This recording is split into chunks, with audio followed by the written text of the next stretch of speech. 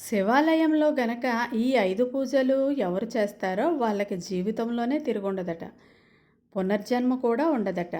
అందులో మొదటిది ఏమిటంటే శివుడి దగ్గరికి వెళ్ళి 2 చేతులు దగ్గరకు పెట్టి ఆవాహయామి అని అనాలట. రెండవది ధ్యానం. శివుడికి సంబంధించిన మంత్రాలు గాని, స్తోత్రాలు గాని జపిస్తే చాలా మంచిది. మూడవది ధూపం. శివుడికి అత్యంత ప్రీతికరమైనది ధూపం.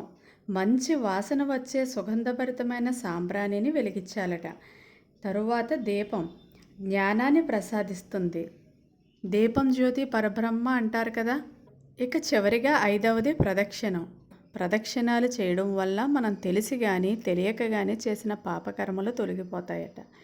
ఈ విధంగా ప్రతిరోజు ఈ 5 నియమాలు ఎవరైతే శివాలయంకి వెళ్ళి పాటిస్తారో వారికి జీవితంలో తిరుగుండదట. పునర్జన్మ కూడా ఉండదు.